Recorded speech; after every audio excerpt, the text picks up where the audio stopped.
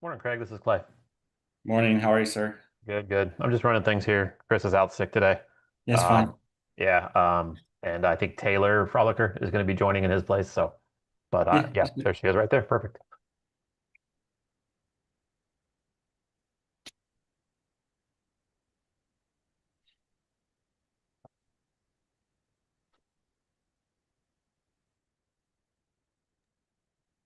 You are officially live streaming right now, so you'll be good.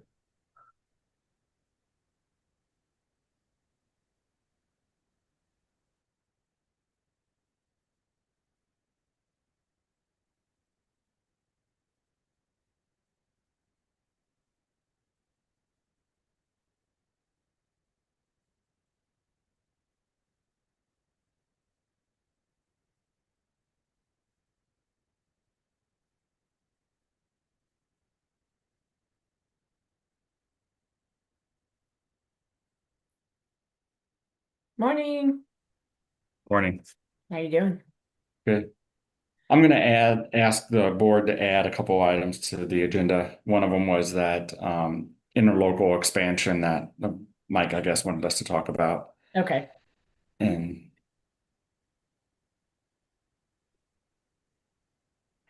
Anything else? Craig, was did Chris contact you? yes, he did. I'm Okay, good. perfect.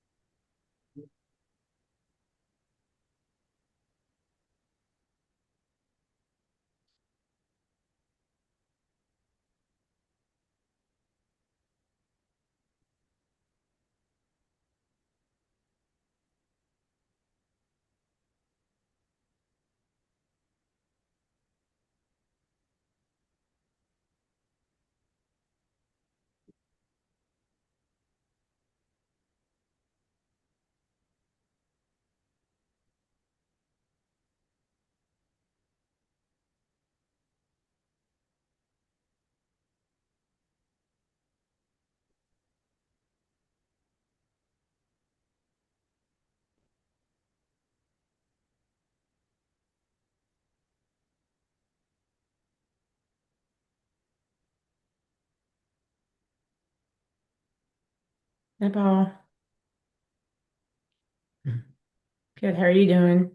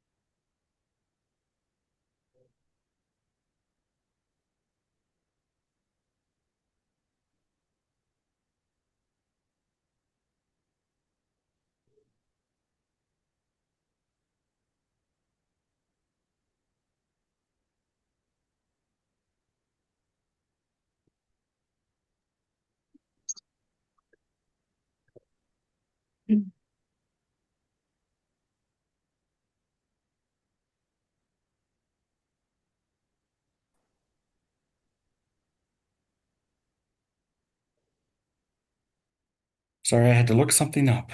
Hmm. Let's see. What do we have?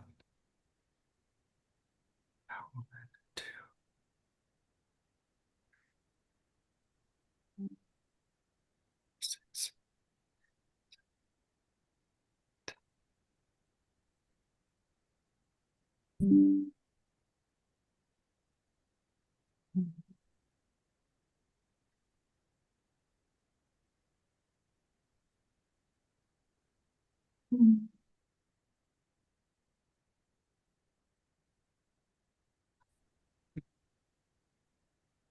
Okay, let's see. So, Linda and Mark, who are you with? Please remind me. Cheryl Morgan. Cheryl, okay, Cheryl Morgan. Oh, Mark Morgan. Okay, got you. And then, My wife says to me all the time, "Could you please remind me who you are?" I'm with NKADD. okay, awesome. Okay, great. Thank you. Voting member. All right, cool. All right, so I've got 10 at least. So, Taylor, did you have that for quorum? I do, yeah. Okay, great. So I'll go ahead and call the meeting to order. We have quorum. Next item on our agenda is approval of the agenda, and I would like to add two agenda items to the listed agenda. One would be a discussion of expanding the interlocal agreement. That's a JHP and Cheryl Morgan request. And then I have a request to discuss the reserve investment and how we handle the reserves. With those two changes or additions, I would entertain a motion to accept the agenda. I'll make the motion. Second. Right, Terry and Harry, any discussion? Hearing none, all in favor of accepting the agenda with the two additions, please say aye. Aye. Aye. Aye. Any opposed? All right. Awesome. Next item on the agenda is approval of the minutes of our January 23rd meeting. Are there any changes or discussion? If not, I'll entertain a motion to accept. So moved. Right, I'll Harry, second. Paul? Okay. Any discussion? Hearing none, all in favor, please say aye.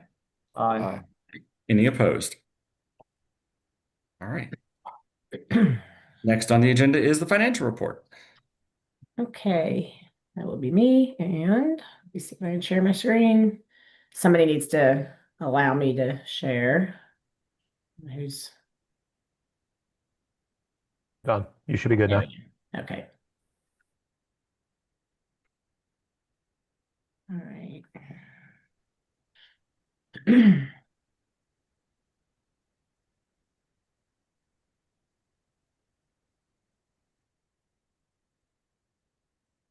Okay, so since the last board meeting, the chairman asked me to try to replicate the financial report that we've used in the past prior to joining Jefferson Health Plan.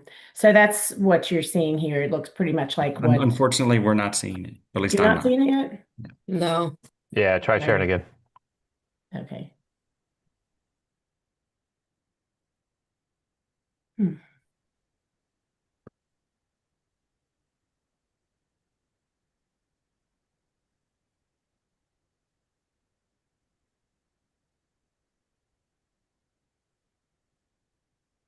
Says sharing is limited on this item. It might be something with my computer then. Try one more time. Okay.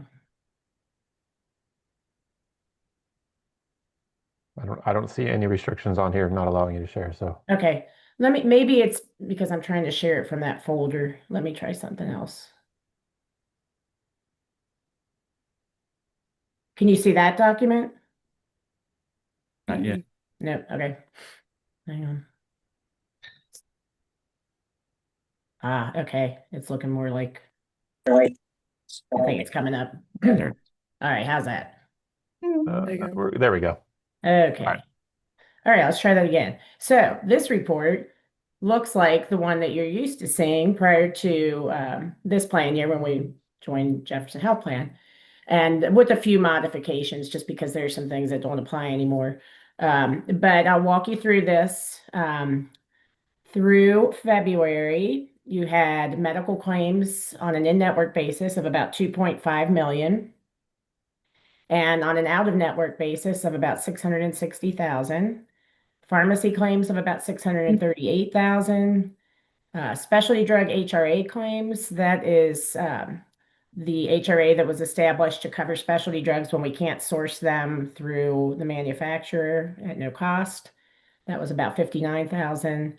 Total fixed costs were about 973,000. So your total plan costs through February prior to any reimbursements was about $4.8 million.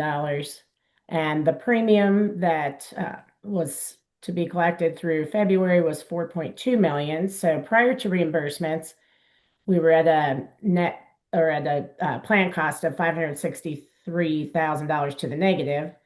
When you add in specific stop loss reimbursements, so the amount that you get back from stop loss under Jefferson Health Plan now, that amount was $270,000 roughly. So the net plan cost after reimbursements then is about $294,000 to the negative.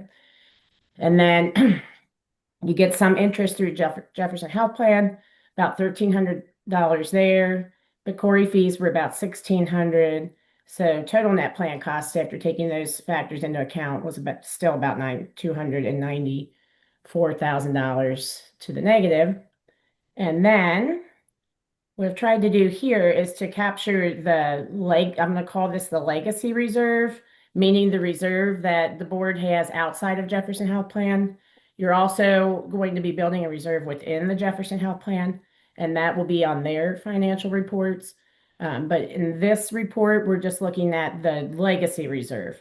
So last year, the reserve at the end of the year was at $2,077,746. This year, we have had buy-in contributions from entities who came into the pool after its inception and are contributing to the reserve. And that was about $17,000. Fees and insurance of about $24,000, and then interest for the legacy reserve account was about $30,000. So the balance is approximately $2.1 million in that legacy reserve account. And then pharmacy rebates, those used to be shown here as a separate item, but they are now, because of the way things are set up with Jefferson Health Plan, they're deducted from medical claims on the check runs. So they're included. They're just subtracted from the figures that you see at the top of the page. So any questions on that?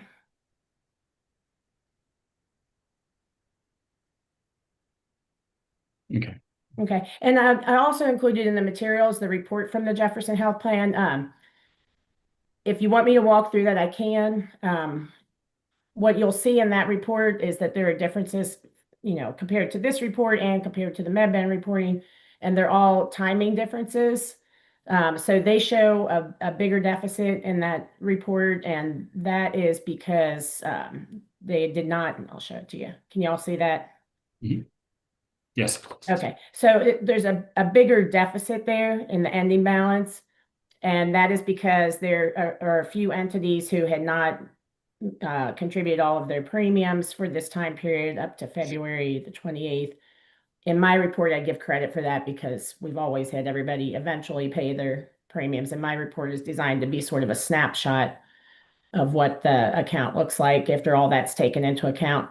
Also, there are timing differences in stop loss reimbursements and in the claims paid amounts. So it won't match up exactly, but that's their official report as of the end of February.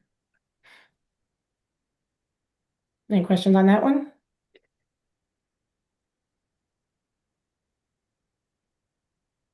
Okay. Not hearing any questions, we'll say thank you and move on. Next item on the agenda is the plan cost update. Okay.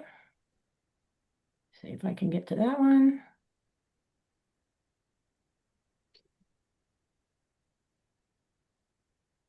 Hang on.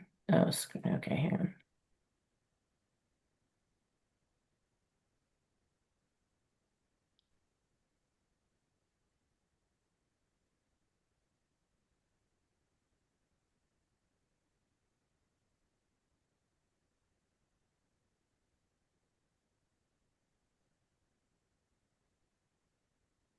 Sorry, technology is not really my forte, in case anyone hasn't noticed.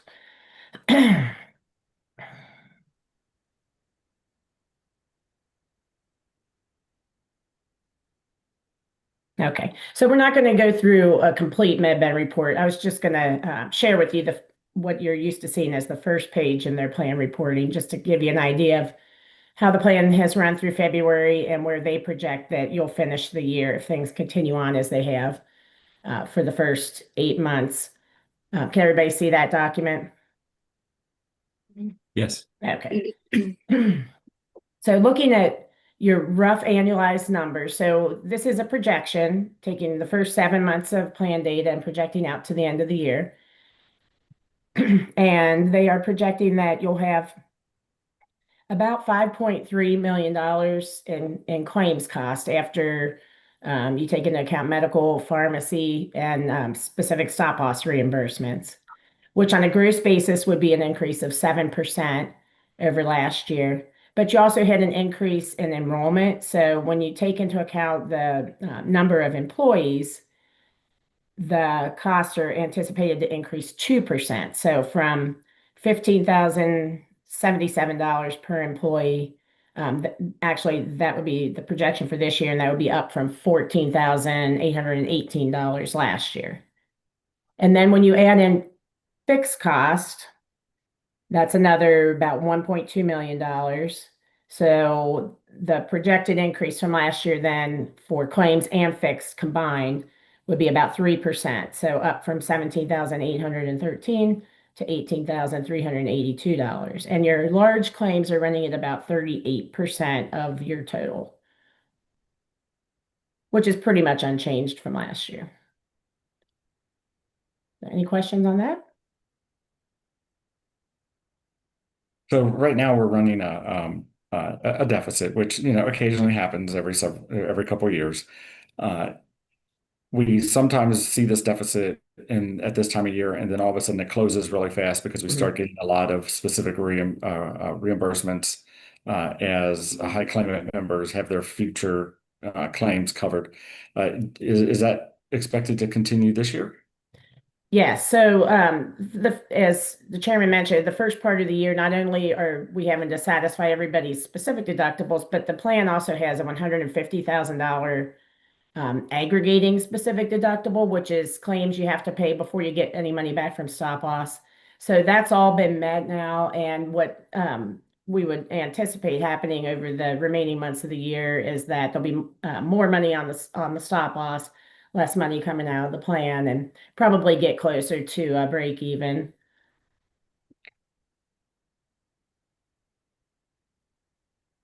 Does anybody have any questions?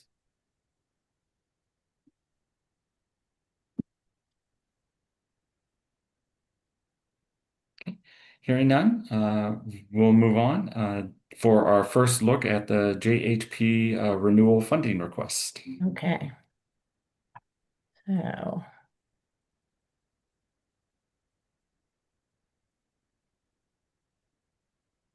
Nope, not that one.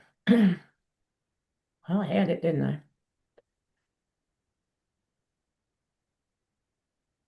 Okay, can everybody see the Yes. document? Okay. All right, this is a complicated document, and as far as I know, none of us are actuaries. So I'm going to try to break it down for you as simply as I can. Okay, so this is what Jefferson Health Plan uses to develop rates for the upcoming plan year.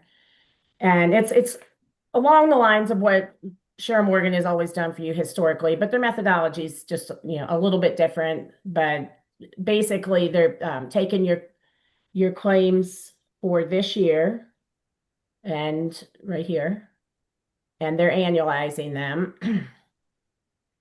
And they're also taking into account what they project your stop loss reimbursements will be. So they are projecting $5.2 million in medical claims after reimbursements. And then they're trending everything, which we've always done historically too. They're trending medical at 4%, which is what we've historically used. Pharmacy at 7%, again, what we've historically used. The blended trend then is about 4.6%. And so they're projecting claims for next year at about $5.6 million. Okay. And then they're adding in fixed cost, which they project will be about 1.4 million.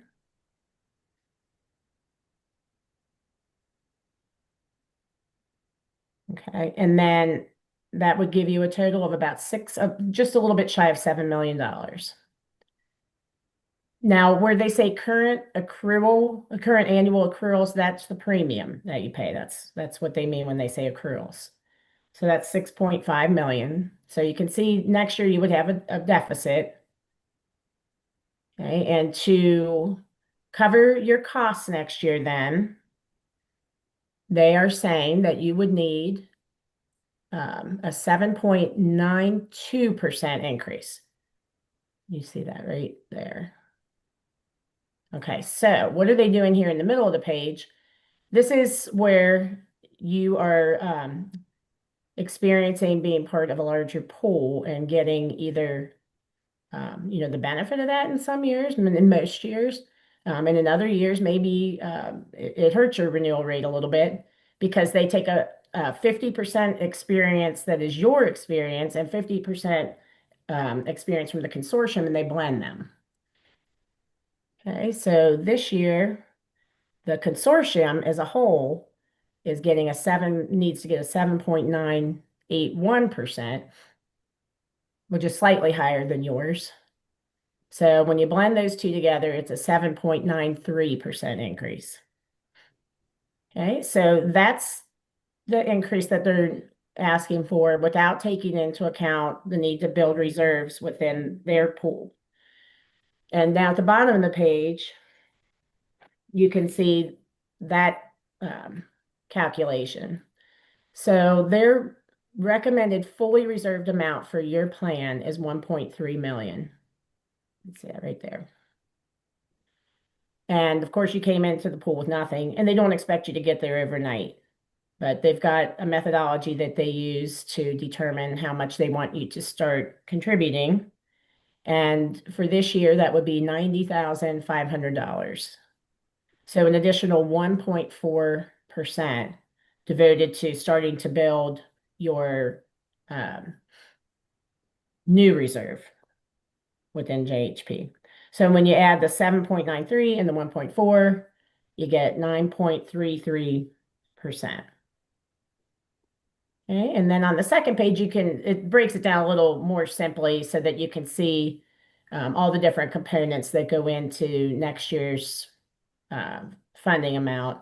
So you've got your claims, your reserve build, your fixed cost for MedBen, for your network access and the banking fees within JHP, their administrative fees, the JHP large claim reimbursement program, that's the stop loss, aggregate protection fee, that's also stop loss, and then the broker commissions. You can see how that all adds up to $7.1 million in funding. So I'll stop there and see if anybody has any questions on this renewal. So Lisa, for the annual based rate funding increase, it's the 7.93%. Is that based off our historical data and claims for that? Because I remember our first renewal year within the plan here, it was much higher. I mean, it was in the 20%, but that was based off claim lags. And what, was it 8 or 9 months of historical data? Did they take into account like all 12 months of data, or is there that claim lag just for us being part of the JHP, group? They're basing this renewal calculation on claims starting with July of 25 and ending in February. Where they're taking into account your history is in the trending. Because if they didn't know what they know about how your plan is run historically, they would have trended this much higher. It would have been about a 7% medical, a 10% pharmacy, and whatever that ended up to being blended. So you are getting some credit for having good historical claims experience. But they're not taking into account, I mean, we've been established for 10 years, and Yeah. I thought that was kind of the big, draw on both sides, the fact that we Mhm. were an established group. The fact that they're taking it from July the 1st, 2025, do you see that, is showing a little bit of an inflated rate No, and in for fact, that? Or that's how is I that always worked up the renewal projections too. I took the current year and Okay. projected the next year. So And the where numbers you, that, I'm yeah, sorry. where So you the take numbers into you're account past experience is really in that trend, which makes a big difference. Okay, so the numbers you're looking at here is what, would these be the numbers that you would have come up with? Yeah, I did an independent calculation, just assumed that, Jefferson Health Plan was not in the equation, and I would have been recommending something around 6 to 7%. Okay.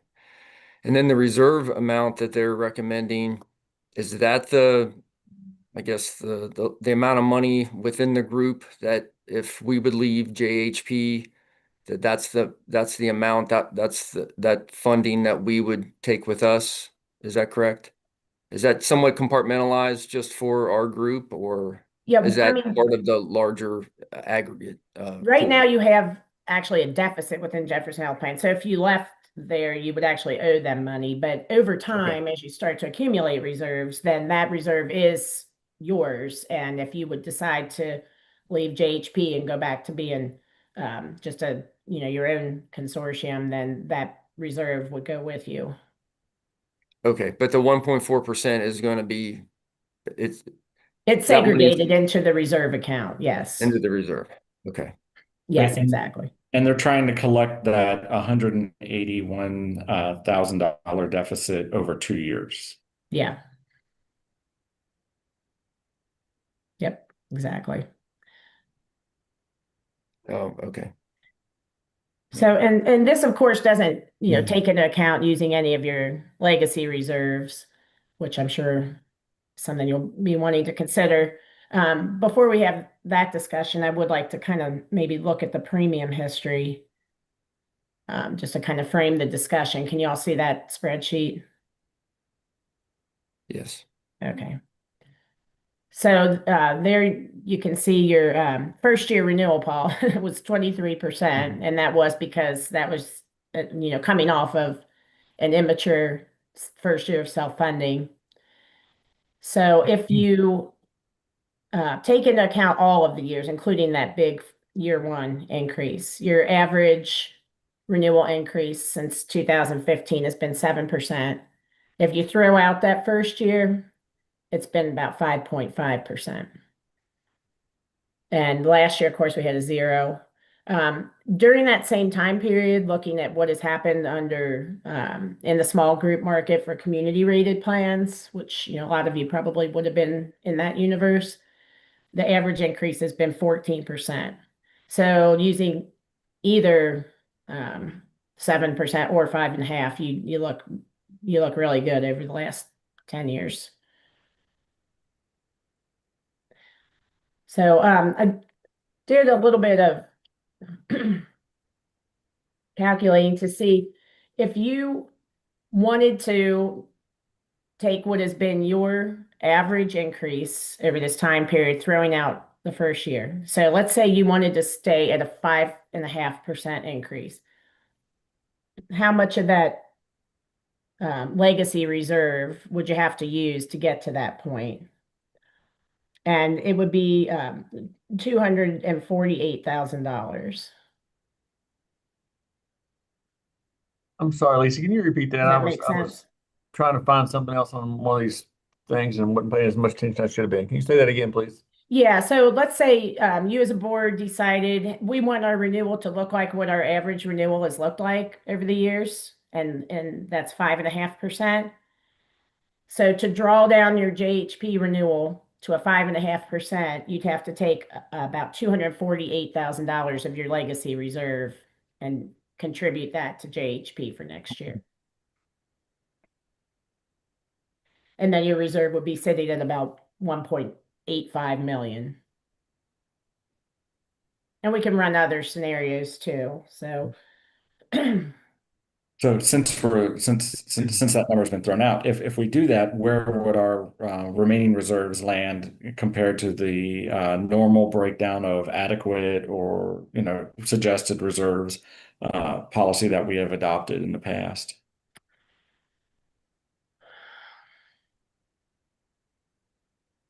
Because we'd still be under because our claims have gone up. yeah, I don't know that answer off the top of my head, Mr. Chairman. You'd be in the range of the optimal reserve. You'd probably be a little bit under it.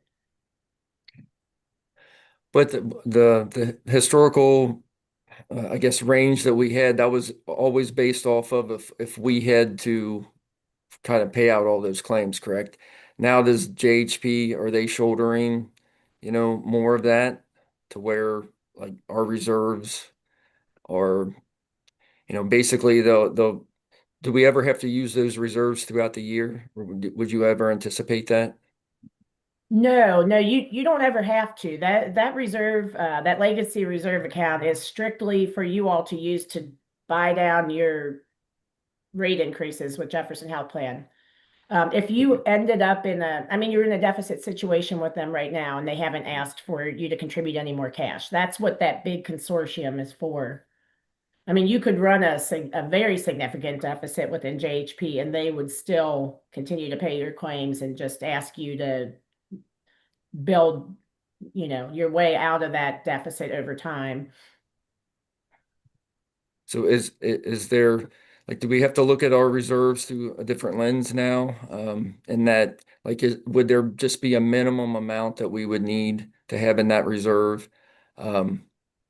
For whatever reason, or because I know now, again, through the, decisions from the chairman and the team to put that in an interest-bearing account, it's creating money throughout the year. So, Mhm. We've got that on top of, our reserve. So I just, we always play things conservatively, but you don't, I think it was mentioned last year, we don't want to be too conservative to have this, large reserve, and we continue to, take money out of our budgets for premium increase. I understand that there's going to be a balance there, but I just want to see, do we need to have that 1.8 or the 2 million in our reserve, or is there another number that we would look at to where we say, okay, if we sat at $1 million, that would be sufficient enough for the legacy reserve, not the reserve from JHP.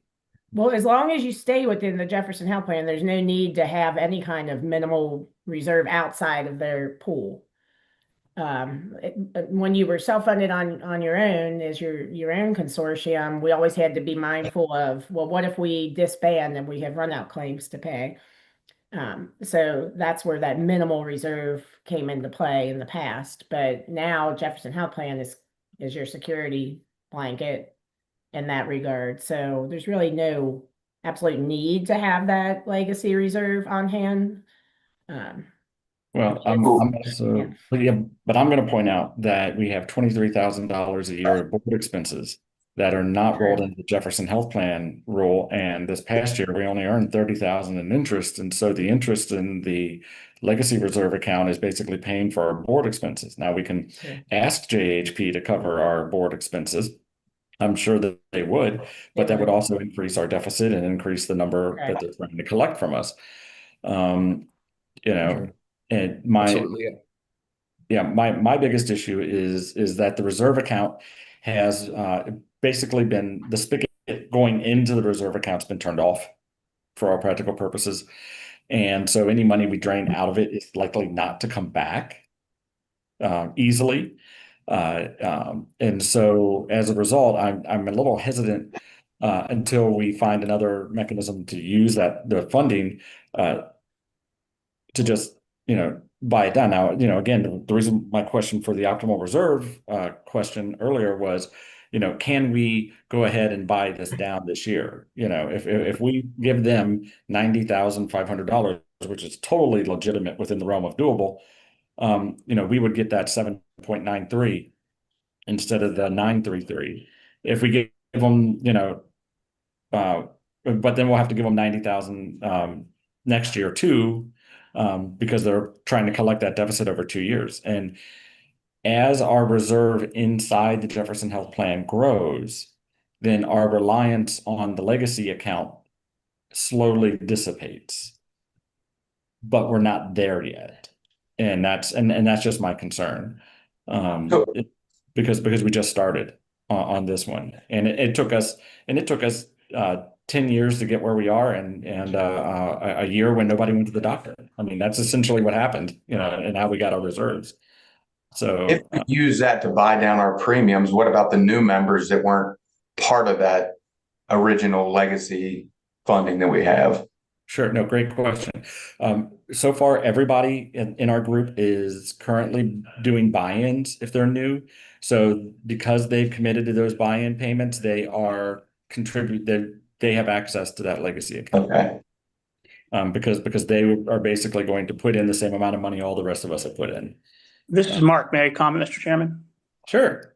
I think would be a good exercise just for yourselves if we see if maybe our actuary can't run an analysis, or maybe Lisa can do this even.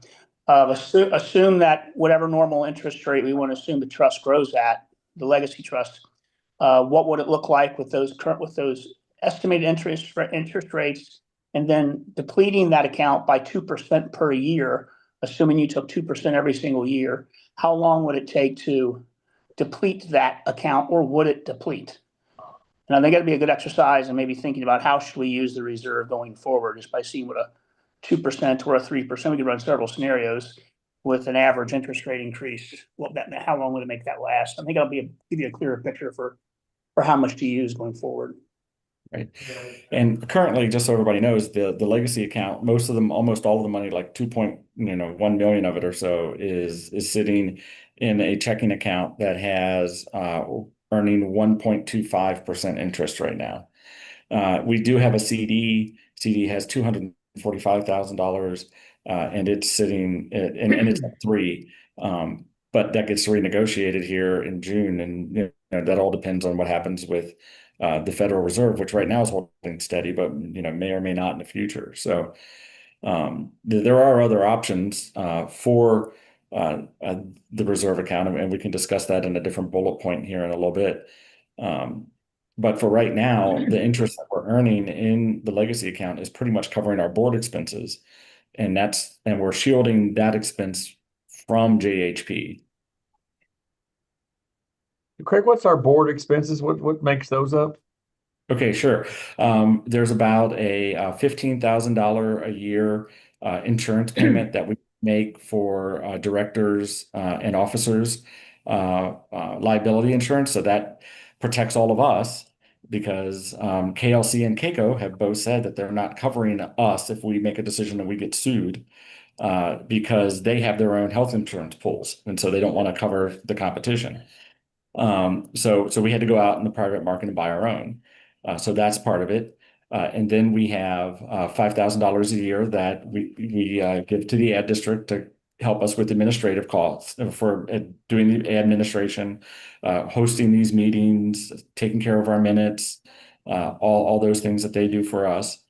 And then there is a bond that is out there for the members that are signers on the checkbook, and I believe that's about a $7,000 a year payment. Right. And then we turn around and we have monthly bank fees because we have multiple bank accounts, and so those come in probably some months it could be $20, some months it could be $200. It just because some banks charge us quarterly, some banks charge us monthly, but that's the balance of our expenses. And what's that total again? I'm sorry. It's according to the last report that we just did, it was $23,000 a year roughly.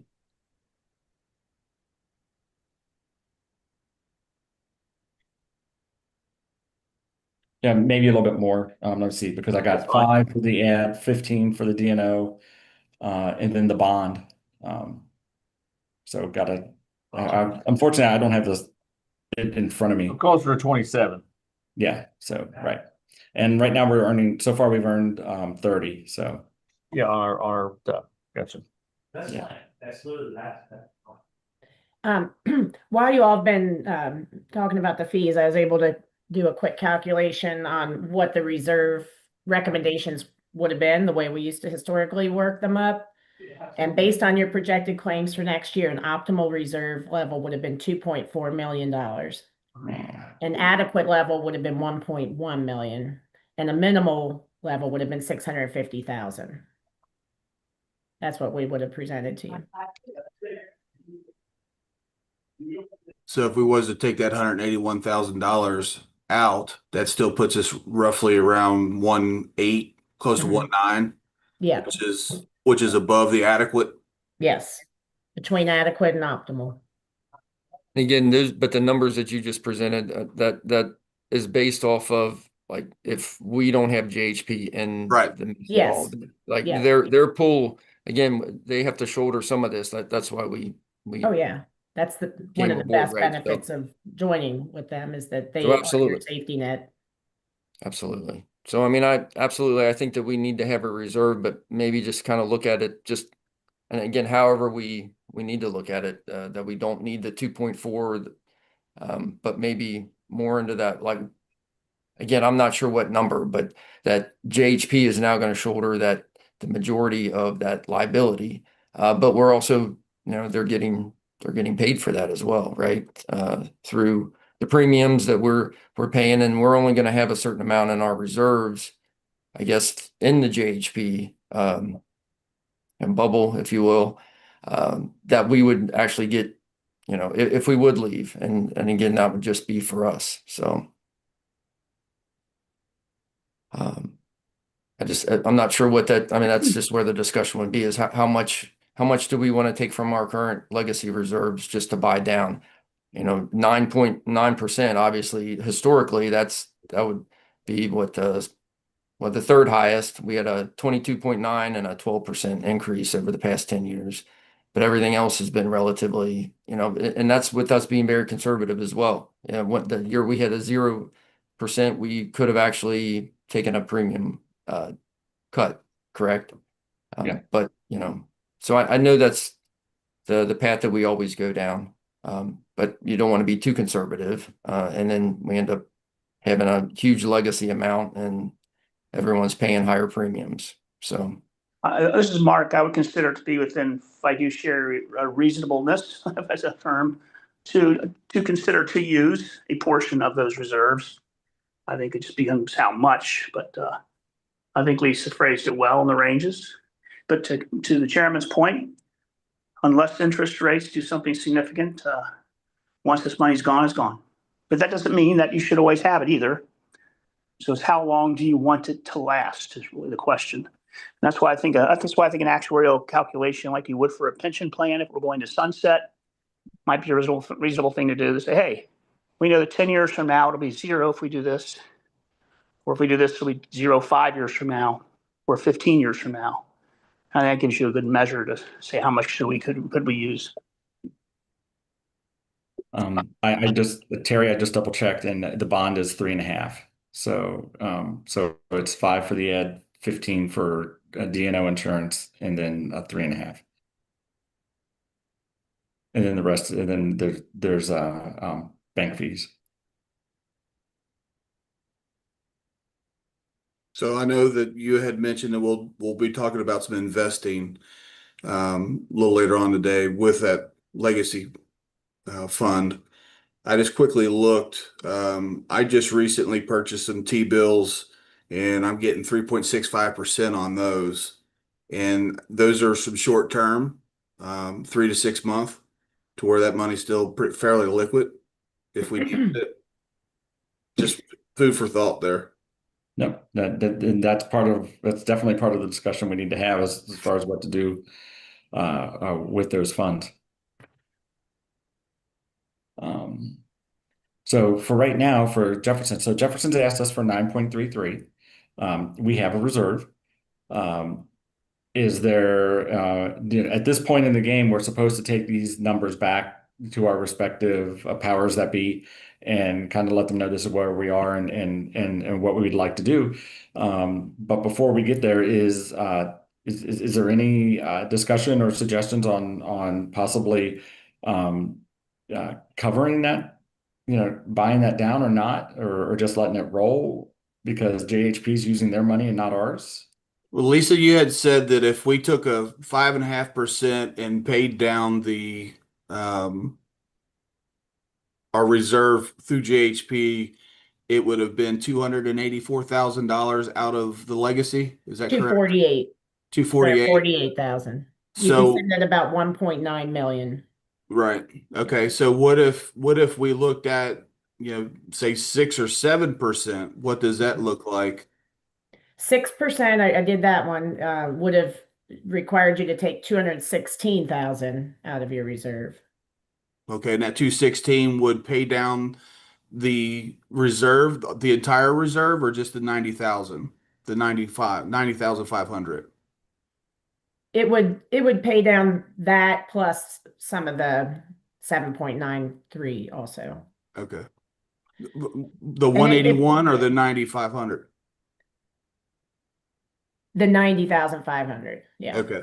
So And then if we you would still wanted be, to just cover your costs for next year and not contribute and to use your legacy reserve to make your new reserve contribution, you would use the $91,000 out of your legacy reserve, and your legacy reserve would be sitting at about 2 million. So that's an option too. And then I mean, those are the three calculations I did, but we can model any percentage you want to see pretty quickly. I mean, I would certainly be open to using the legacy to pay down some of this for this upcoming year, even if it's, even if we stayed with the 7.93%, I'm not completely opposed to that. But using the legacy to pay down that 181 because that's going to save us in our next plan year as well. Yes, That's right. yeah, that's where I'd be. Yeah, I think with using the legacy, I mean, we've done a lot of hard work over the last 10 years, and I think this would be an opportunity. Again, I'm not knowing what next year brings, this being our inception year with JHP, but the fact that they're taking claims from July the 1st, again, I know they did their calculations kind of the way that Lisa would do, but again, with this just kind of being the new, I certainly don't want to come in and like this is our hot, second or third highest, premium increase, when we've done so much work in the past. So Right. I wouldn't object, to using, even when we talked about getting it down to the 5.5%, again, we'd still be at what, $1.9 million for our reserve. And again, and just so we're clear, like if we would buy this down, that $1.9 million would be completely, we would have access to that 100%, correct? There's Correct. no reason that we would be called at December to say, hey, we need some extra money, or No, January of next year. So if we would dedicate this money for at least the next, to Harry's point, 3 to 6 months, for an interest-bearing, account or a CD or whatever it may be, that we could dedicate all of those reserves to that. Is that fair to say? I think other than so. what you need for your insurances and your banking fees, I guess. Yeah. Okay. Yes. Yes. Okay. Be more apt to use those funds to buy down our premiums. And then when we have lower years, that show we might not need an increase, we could still have a smaller increase versus, at a 9.33% increase is a higher, like he was mentioning, we kind of offset the difference. So if we have a year that we don't, maybe it's only going to be a 1% increase that they recommend, we do a 3% or 4% or whatever, just to kind of keep things level. So if we because the 7.93 is based on trend. If we buy down to 5.5 for this year, it's that those dollars are still sitting there for, as far as expense dollars are still sitting there for the following year. And so do we risk seeing a rubber band effect where the next year's bigger because we've covered some of those claims, or it just depends on what claims, it'll depend on what claims do. Yeah. Yeah. And I mean, you would be making a cash transfer from the legacy to JHP, so you will have funded that 7.93%, Right. just not out of your monthly premiums, out of your Right. reserve.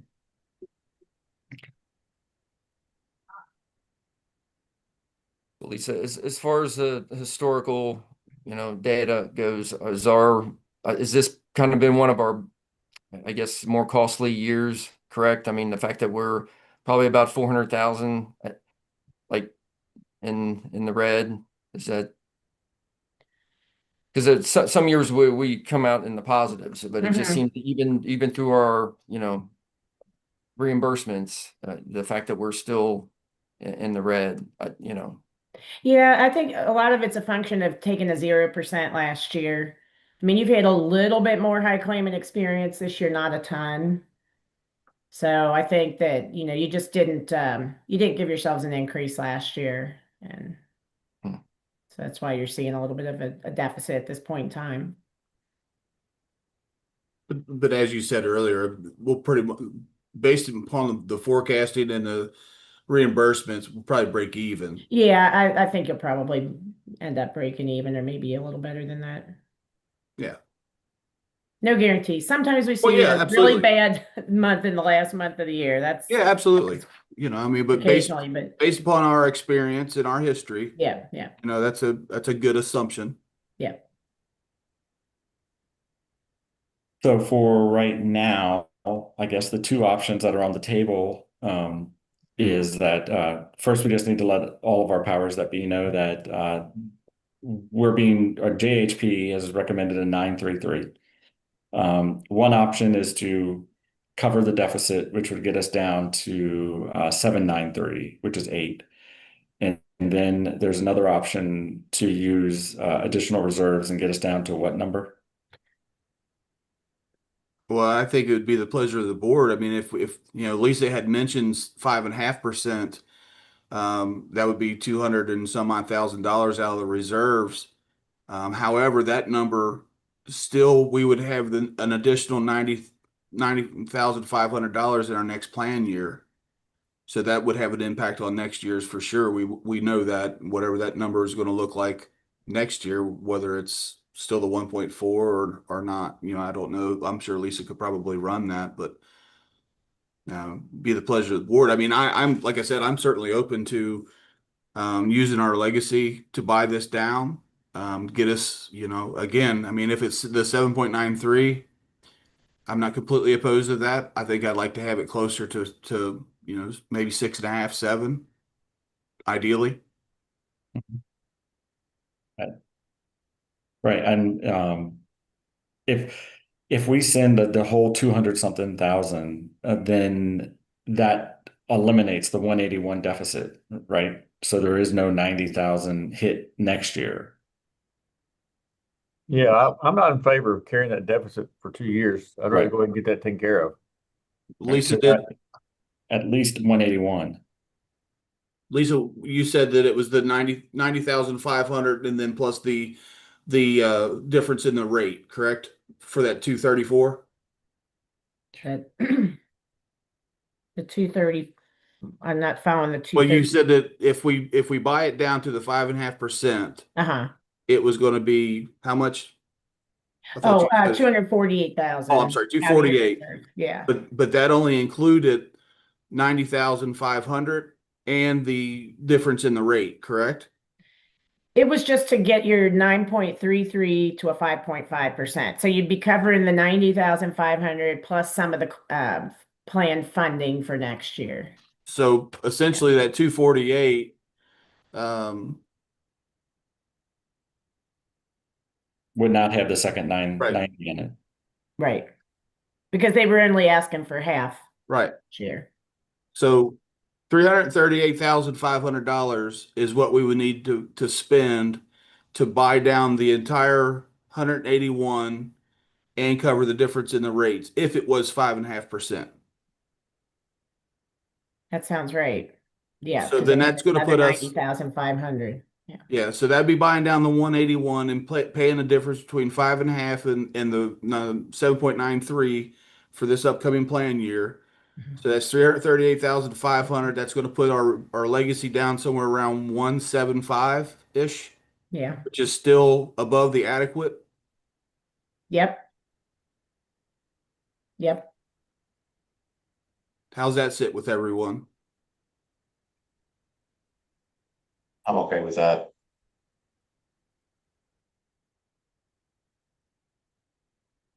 I'm still, because I'm using those funds for board expense, I'm Right. little hesitant to do that unless we find a way to generate more interest with the remaining balance. But I mean, I'm for sure don't like having a deficit. I just think that is not our style. Right. And so I think for sure the 181 with no problem. I mean, we send that right away. But but reducing down from 8, okay, I can reduce down from 8, but all the way to 5.5, I'm a little hesitant. I don't know. I mean, my budget can take a larger hit than 5.5. But I don't know where everybody else is, unfortunately. So Yeah, I'm kind of with you on it, Craig. I'm not as concerned with the 25,000 or 27 or whatever number it is you are, because that's 84 years we have if you just use that money for that. So that doesn't affect me as much, but I do want to get rid of that deficit funding. Uh, and I'd already plugged in 7 for my uh, placeholder anyway, so I'm not too, again, worried about that 7.9. So I'm amenable to going at least the deficit plus a little bit more if we want to go a little more. Lisa, could you run the numbers at 6.5%? Just to kind of give us an idea. Yep. and take out the full 181. Yeah.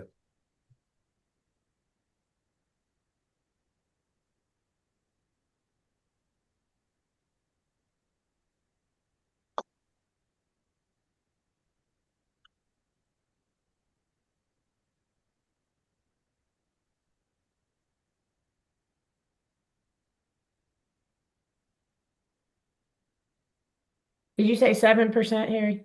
6.5. 6.5. Okay. Yeah. Sorry. Just to see what that is. Okay.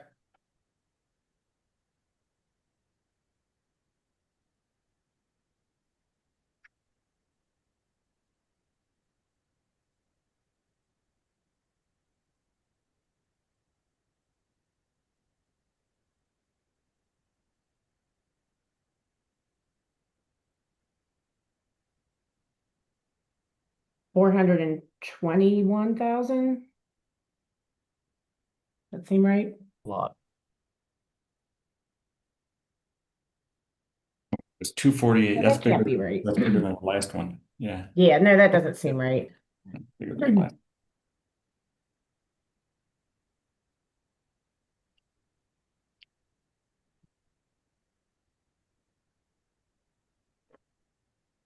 I don't know. That math is close. I think, okay, I did something wrong there. Hold on. 183,000. Not including the 181 though. Right, not including the 181. So Yeah, if you so want it's that would include the, The 90, but not the second 90. right, yeah, that's right. yeah. So 181 and then add the second 90. Gives us the 270. 274. Yeah. Yeah. 405, yeah. Okay. So is that 181 or that full amount to 90,500? I mean, is that a solid number, or is that going to change if this year trends to the better? Well, they'll do a new calculation next year. I mean, they kind of work up their reserve the same way I historically have, which is to look at your projected claims and figure out how much you need for, well, like IBNR, that's the run out claims, paying a few months of run out claims, and claims fluctuation. What happens if you've got a lot of high claimants? So it's a moving target from year to year. Yeah, But but based on next year's projected claims, I mean, their reserve requirements are actually less stringent than ours historically have been. So I mean, they're calling for like 1.2, is that correct? yeah, one point, Did I see that almost correct? 1.3. Yeah. Almost 1.3. Okay. yeah, but so using $274,000 buys us down to 6.5% and gets us out of the deficit. Mhm. And Yeah. that's still going to put us somewhere in the neighborhood of 1.8 in the legacy. Right. Yep. And out of that 1.8, we can set aside the banking fees and the board cost for the year, and then use the rest to come up with some type of interest-bearing account to Right. where hopefully we'll at least recoup the 30,000 for the following year, but more likely, potentially, or I guess potentially we could also make a little more money, correct? Correct. What Okay. was our interest that we acquired this year on those accounts, the legacy account? Checking was Craig 1.25, and you had some CDs at 3. I have one CD at 3, a small CD at 3, and then the checking account is at a 1.25. So how much did we gain in interest in that account? Let's see. $30,000, wasn't it? Yeah.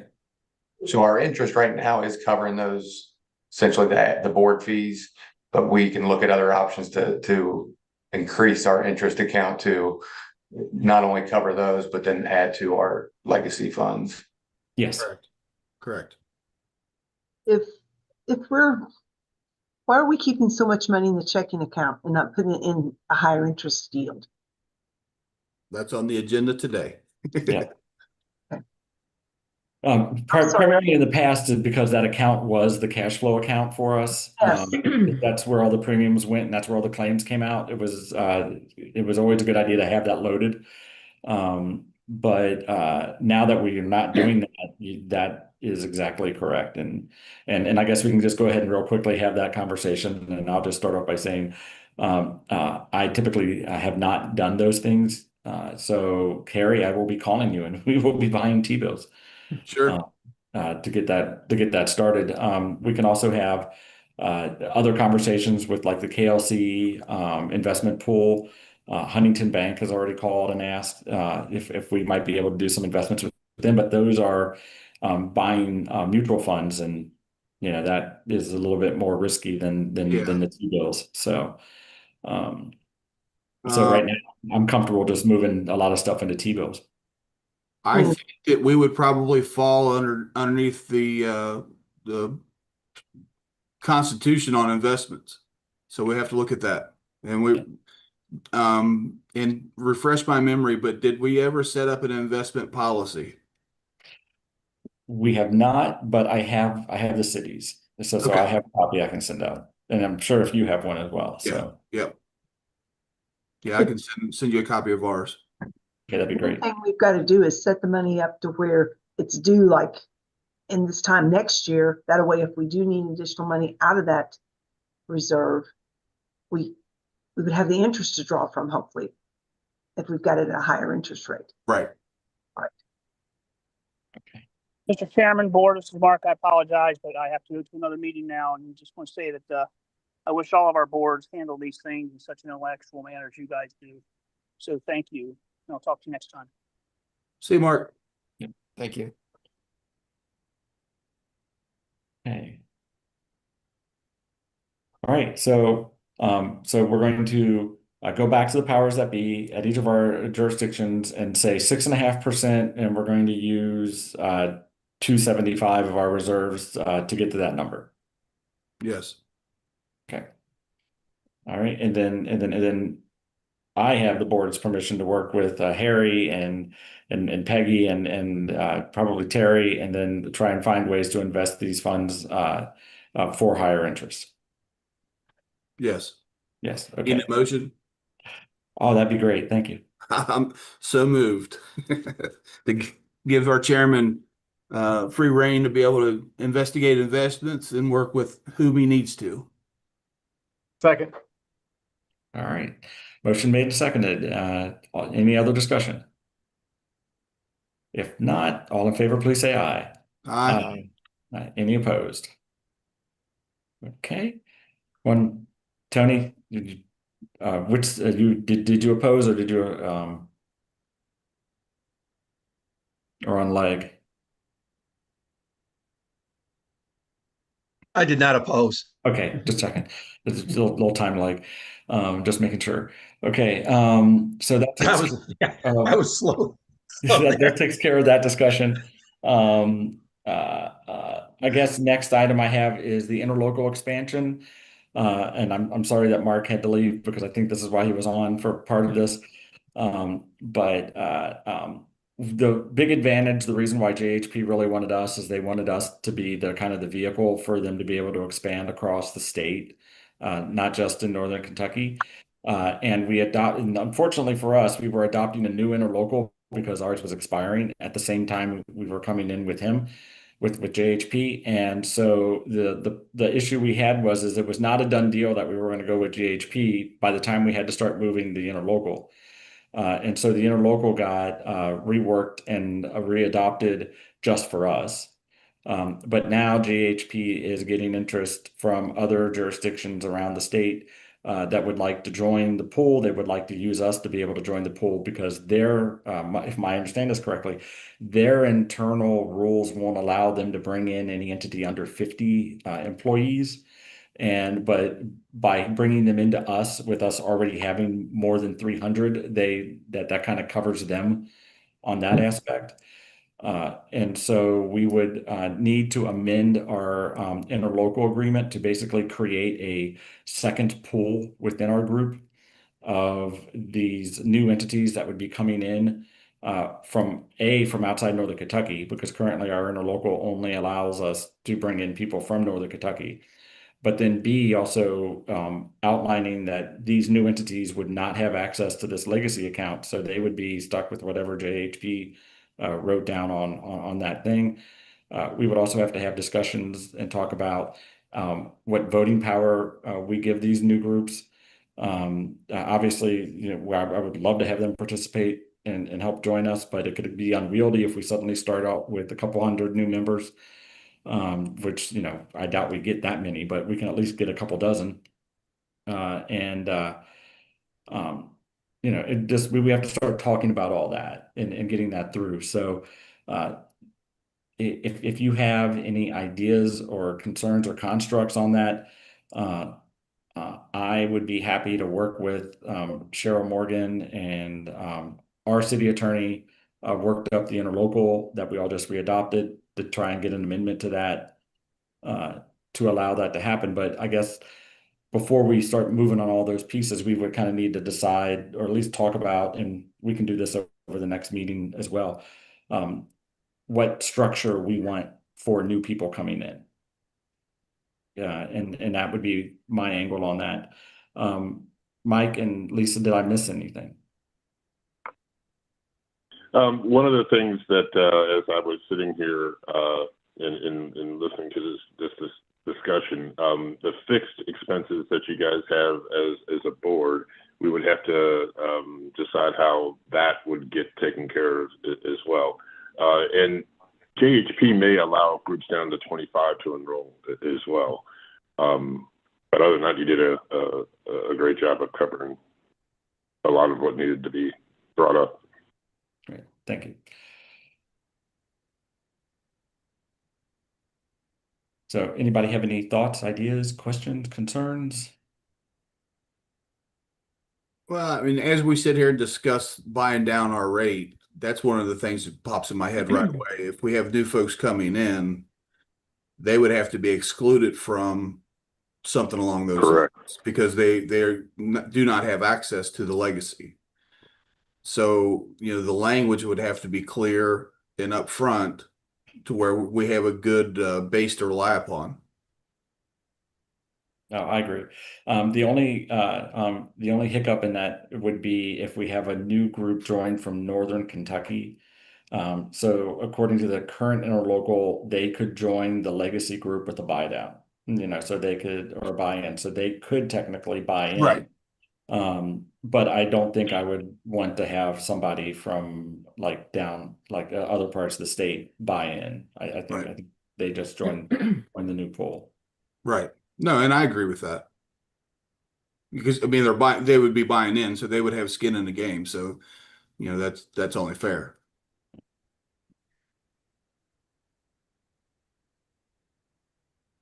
So, I Is mean, anybody opposed to well, this, Paul? we have would this kind of be like are we just basically a vessel for the people that are, or I'm sorry, the entities that would be like under 50? Is that correct? Did I understand that correctly?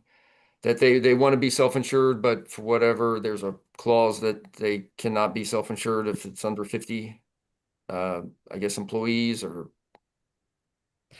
belly buttons or. No, I don't think it's a clause so much as it's just that the math doesn't work if you're that small. Maybe, and I think Mike just mentioned that maybe they'll go down to 25, but it would definitely be if you're under 25, the math doesn't work for you to be self-funded by yourself, so you would need to be a part of another pool. And so we would be that vessel for that other pool. I'm just curious. I mean, because potentially we could have. I mean, again, so with JHP, are they gonna not really market, but just kind of open it up, say, hey, that this is a way that you could be self-insured, and then is there potential for us to have, 50 other entities, in our group, and then what would that look like? And I don't know. I mean, I know that our group, locally has grown and it's really worked for us over time, but I'm not sure, as far as having just a bunch of different groups from, and so this would also be from Ohio, or would this be just Kentucky? Because Kentucky. the self-insurance fund that they've created is only available to Kentucky. Just Kentucky. Or Kentucky, right now, the only two entities that are putting into that Kentucky long-term or short-term coverage pool for them is us in Newport. And I'm sure there'd still be a vetting process like what we had done previously. Anytime somebody wanted to join. Yes. Yeah, absolutely. They have underwriters who would be looking at it, and you all can look at it too through us, as we always have. So if they came from anywhere in the state, though, I mean, would we potentially run into issues? Again, I'm just looking, at the inception of our group of in-network. I know we don't have a network, but trying to work with different doctors and balance billing and some hospitals, it seemed like there was a bit of a growing pain there. And again, I don't think it's nothing that we can't overcome, but we're going to have to kind of hit the reset button on some of that if we get someone from, say, Western Kentucky or Eastern Kentucky, where, self-funding would be kind of a new concept, perhaps. And we kind of would have to revisit that. Yeah, we would probably need different direct contracts or maybe a different network solution there. I mean, there's, not every part of the state is as amenable to reference-based pricing as Northern Kentucky and Greater Cincinnati is. Sure. So if we do add more entities that aren't part of the Northern Kentucky to our group, essentially our board cost and all those fees that we were talking about earlier that we pay out would go up because there's more administrative work, but that's all being paid out of our legacy fund. How would that work with new members? Could you have an assessment of, new groups for the purpose of collecting those administrative fees? I would think so. Just included in the we would premiums. I'm sure have to. JHP would work with us on that. Yeah, you would have to. Yeah. Yeah, you'd have to. Yeah, because I do know that that one of the things I have to provide for the D&O insurance is a list of current board members. So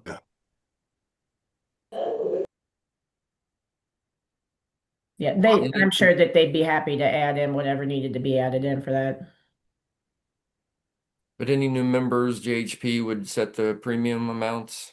Yep. Is that correct? And so they would basically have like whatever their premiums are, and then they would base that internal JHP reserve based off of the, whatever our current pool is. So right now it's set at 1.2 based off our pool now, but that could obviously change. The more members we get, I'm sure Yeah. that would go Yep, up. that Of would course, change. they'd be paying into it. I Yep. know it'd be a cascading system there, but Mhm. okay. Yeah, it would all be relative. And then, depending on what part of the state, whether they'll accept reference-based pricing or not, we, may have to have additional plans, or reworked or brought back in. Yeah. And we have PPO plans, but the network that you use with those plans is probably not going to be the best in, other parts of Kentucky. Medical Mutual of Ohio probably isn't going to work in, say, Western Kentucky. So, but we have other networks we can plug in. MedBen has access to the Cigna network. There are other national networks. PHCS is one, First Health. So there are different solutions we can use. And I would think that we would always have, even if the board got expanded, we would still always have that legacy committee. And I guess when we do the interlocal, we would create that where there would be the legacy group committee for Northern Kentucky. So we would need to deal with our own issues regarding reserves and things like that. Yeah.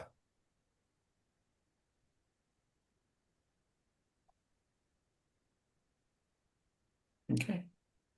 Well, please think about this. Talk to your jurisdictions and see how they feel about this possible expansion and see if we can roll forward with it.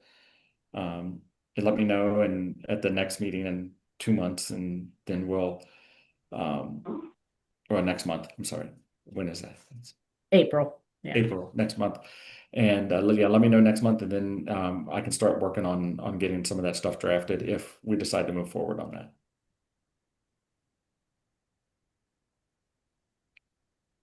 Any questions? All right. Thank you for indulging on these extra bullet point items.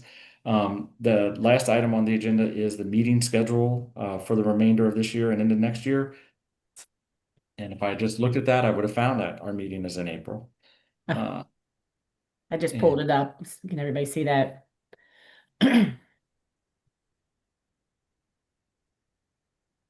Typically, our June meeting is in person at the ad district. Is everybody okay if we continue with that? Yes. And just sort of an FYI, we are planning to have a representative from Jefferson Health Plan at that meeting to kind of walk through some of the billing issues that we've had. Michelle, do you have anything you want to add on that? We're just scheduling a call this week to kind of get the ball rolling to see if we can streamline the process. So yeah, we are having conversations with JHP and MedBen to see if we can take some of the human element out of it and just make it more of an electronic feed. And then they do want to be there present in June to kind of present what we come up with. And we're going to try to make it super simple. We're going to give everybody a one-page handout with a diagram saying, if you have an add, you do this. If you have a delete, you do this. Because kind of growing pains, we've got a few people doing different things. So we're going to try to get it really streamlined so that their errors will not be occurring. So anyway, more to come on that. We're in the process of working it all out right now. Taylor, could you please check with the conference room schedule and just make sure that we would be clear on June 12th? Yep, I'll do that. All right, great. Thank you. And if there's no other discussion on the proposed board meeting schedule, I'll take a motion to accept and set this board meeting schedule. So moved. Second. All right. Any discussion? All right, hearing none, all in favor, please say aye. Aye. Any opposed? Great. Announcements and reminders. Next meeting is April 24th, 2026 virtually. And we should be able, and at that one, we will officially set the rate increase for next year.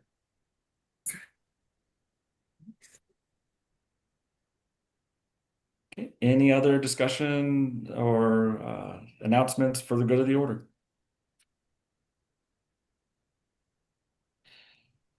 Great. I'll entertain a motion to adjourn. So moved. So moved. A second. Harry Petty, got it. All right. All in favor, please say aye. Aye. Aye. Any opposed? All right. Well, thank you all so much. Everybody have a Thank great you. weekend. Thank You you. too. You take care. Harry, I'll Thank call you. Thank you, everybody.